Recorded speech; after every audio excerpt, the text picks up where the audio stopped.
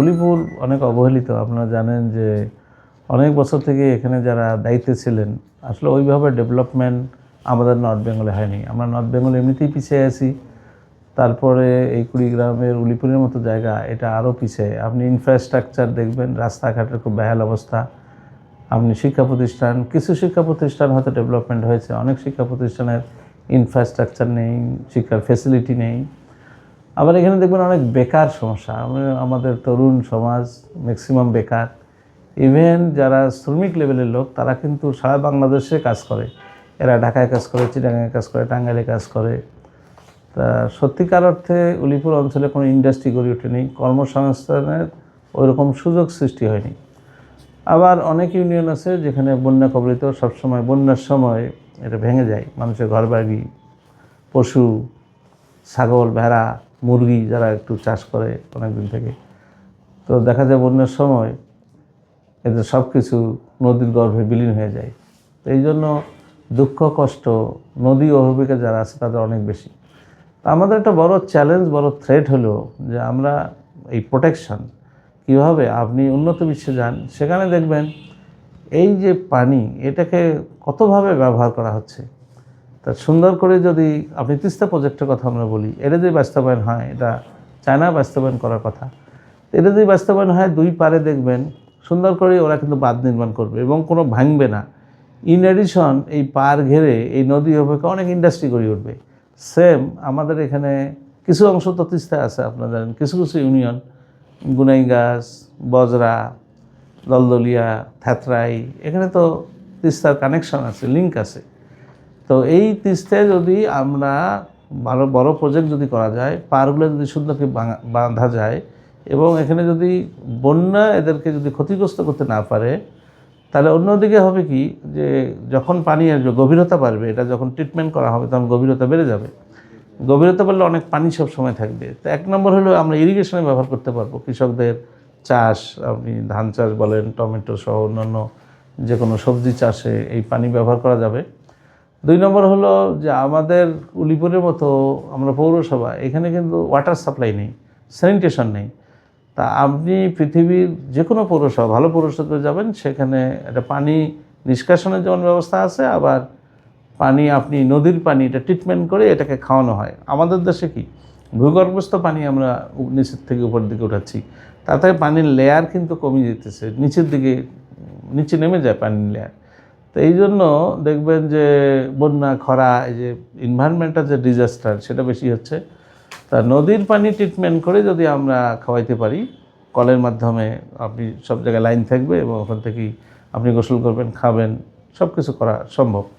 In addition এই নদী অববাহিকায় একদিকে ধরলা আছে, এখানে আমাদের বেগমগঞ্জ, সাহেবের আলগা, বুড়াবুড়ি, হাতিয়া, এপাশে মঙ্গলবাসা, অনেকগুলো ইউনিয়ন কিন্তু এই পরিবেশিত করে দিয়েছে ধরলা।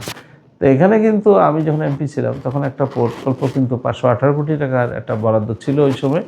পরবর্তীতে এটা কোনো কাজ হয়নি। তো এটা যদি আমরা নদী খনন করতে পারি, গভীরতা বৃদ্ধি করতে পারি, তাহলে পানি সবসময় থেকে যাবে, এক নম্বর। দুই নম্বর হলো যে এখানে কিন্তু মাছ চাষ করা যাবে। আপনি বিভিন্ন লেভেলে তখন আমরা নেট করব, জালের মতো করে দিয়ে বিভিন্ন লেভেলে থাকবে। সে মঙ্গলবাসা লেভেলে আমরা একটা নেট দিয়ে দিলাম, ওইদিকে আবার বুড়াবুড়ি লেভেলে একটা আমরা নেট দিয়ে দিলাম, হাতিয়া লেভেলে আমরা একটা নেট দিয়ে দিলাম। তখন এটা ভাগ ভাগ করে দেওয়া যাবে, এটা লিজ দেওয়া যাবে। অল্প পয়সা কৃষকরা, ঠিক আছে, যারা যারা আছে তারা এখানে মাছ চাষ করবে। আর পার ঘেঁষে যেহেতু ভাঙার কোনো সম্ভাবনা নেই, পার ঘষে কিন্তু ইন্ডাস্ট্রি গড়ে তোলা সম্ভব। আপনি দেখবেন যে সোলার ইন্ডাস্ট্রি আমাদের এখানে, সোলার প্যানেল অলরেডি পীরগাছার এখানে দেখবেন একটা বড় সোলার প্যানেল তৈরি হয়েছে। এখানে তো কোনো তেল লাগে না, কিছু লাগে না, এটা সূর্যের আলোর মাধ্যমে এখানে বিদ্যুৎ তৈরি হয়।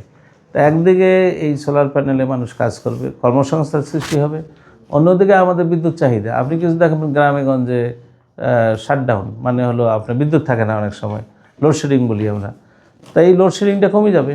আপনি যদি 24 ঘন্টা যদি আমরা বিদ্যুৎ সরবরাহ করতে পারি, তাহলে বাংলাদেশের একদিকে ইন্ডাস্ট্রি, একদিকে যারা হাউস ছোটো ছোটো ব্যবসা করেন, আপনারা ছোটো ছোটো ইন্ডাস্ট্রি আছেন, সেগুলো সচল থাকবে। ইভেন গ্রামে গঞ্জে গরমের দিনে তা আপনি তো ইলেকট্রিসিটি না থাকলে গরমের মধ্যে মানুষ বেহুশ হয়ে যায়, অস্থির হয়ে যায়, তাই সেটা থাকবে না। আর নেক্সট ইয়ে হলো যে আমরা এর পার ঘেরে যদি আর অন্য ইন্ডাস্ট্রি গড়ে তোলা সম্ভব, যেখানে নদী থাকার জন্য আপনি জানেন চিলমারিতে একটা বন্দর স্থাপন হচ্ছে, তাহলে চিটাগাং থেকে সরাসরি পণ্য চিলমারিতে আসবে, সরাসরি পণ্য কুড়িগ্রামে আসবে, সরাসরি পণ্য হাতিয়ার ঘাটে আসবে, বেগমগঞ্জ ঘাটে আসবে, বুড়াবুড়ির ঘাটে আসবে, ছোটো ছোটো ঘাট করা যাবে। ছোটো ছোটো ট্রলারের মাধ্যমে আপনি দেখবেন যে এখান থেকে পণ্য চলে আসবে। আর নদীপথে পণ্য আসলে সুবিধা হলো এখানে ইন্ডাস্ট্রি করা ইজি, খরচ কম। আরেকটি জিনিস হলো, আমরা যদি ঘোষণা করি যে না এইদিকে যারা ইন্ডাস্ট্রি করবে সে বেগমগঞ্জে ইন্ডাস্ট্রি হবে, সাহেবেলগাতে ইন্ডাস্ট্রি হবে, বুড়াবুড়িতে ইন্ডাস্ট্রি হবে, হাতিয়াতে ইন্ডাস্ট্রি হবে, মঙ্গলবাসাতে ইন্ডাস্ট্রি হবে, এবং ট্যাক্স হলিডে বলে, ট্যাক্স দিতে হবে না, তাহলে দেখবেন ওই চিটাগাং থেকে লোক এসে এখানে ইন্ডাস্ট্রি করবে। তাই এই চিলমারিতে যদি বড় বড় ইন্ডাস্ট্রি হয় তাহলে এখানে কর্মসংস্থান, আপনি এক সময় দেখবেন যে বাইরের থেকে লোক এখানে চাকরি করবে। এই এলাকার লোক যারা আছে তাদের তো কর্মসংস্থান হবেই, এবং বাইরের থেকেও মানুষের এখানে কর্মসংস্থানের সুযোগ সৃষ্টি হবে। এটা বিগ চ্যাপ্টার, এটা আপনার একদিন কথা বলবো। অন্যদিকে আমাদের এলাকায় আপনি দেখবেন শিক্ষা প্রতিষ্ঠান আছে, অনেক মাদ্রাসা শিক্ষা প্রতিষ্ঠান আছে, ইবতেদায়ী মাদ্রাসা আছে, দেখবেন বিল্ডিং নেই, কিছু কওমি মাদ্রাসা আছে, ঘর নেই, চালা নেই, কোনো রকমভাবে এরা এই শিক্ষা প্রতিষ্ঠানগুলো চালাচ্ছে। তো এখানে প্যাট্রোনাইজ করা দরকার। আমরা ছোটো ছোটো শিক্ষা প্রতিষ্ঠানকে যদি আমরা বিল্ডিং করে দিতে পারি, এখানে খুব বেশি টাকা লাগে তা না। আমাদের যে ন্যাশনাল বাজেট রয়েছে সেখানে প্রায় ডেভেলপমেন্ট বাজেট 2 লাখ কোটি টাকা। তো সেখান থেকে আমরা যদি অল্প পরিমাণ টাকা যদি আমরা এখানে নিয়ে আসতে পারি, তাহলে এই ছোটো ছোটো শিক্ষা প্রতিষ্ঠানগুলোকে পাকাকরণ করা সম্ভব।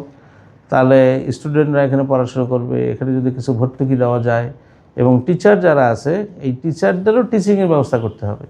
আমরা মাদ্রাসা শিক্ষাকে যদি ভালো করতে চাই, এখানে যারা ইংলিশ বাংলা এই আরবি গ্রামার শিখাতে হবে। আমরা হয়তো হাটহাজারী মাদ্রাসা আছে, সেখানে আমরা কিছু শিক্ষককে প্রশিক্ষণ দিলাম, ওখান থেকে প্রশিক্ষণ নিয়ে আসলো। বেসিক্যালি করতে হবে কি কোয়ালিটি পণ্য। আমরা যদি মাদ্রাসা শিক্ষা থেকে ভালো ভালো ছাত্র বের করতে পারি, যারা আরবিতে কথা বলবে, ভালো কোরআন বোঝে, তো এদের জন্য চাকরির ব্যবস্থা কোথায়? মিডল ইস্টে চাকরির ব্যবস্থা, সৌদি আরবে চাকরি করবে, আবুধাবিতে চাকরি করবে, দুবাইতে চাকরি করবে, কাতারে চাকরি করবে। পুরা মিডল ইস্ট এখন দখলে কার? ইন্ডিয়ার দখল। ইন্ডিয়ার দখল কেন? যে ওরা আরবি জানে, আর বাংলাদেশে আমাদের এখানকার লোকজন আরবিও জানে না, ইংলিশও জানে না।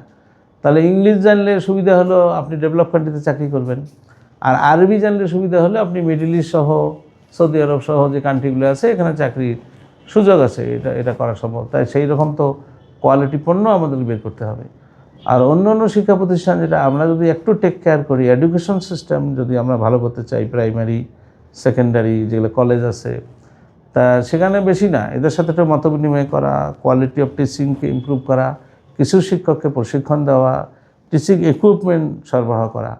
কম্পিউটার ল্যাব অনেক জায়গায় নেই, আর কম্পিউটার তো এখন ম্যান্ডেটরি, কম্পিউটার লাগবে। আপনি কম্পিউটার যদি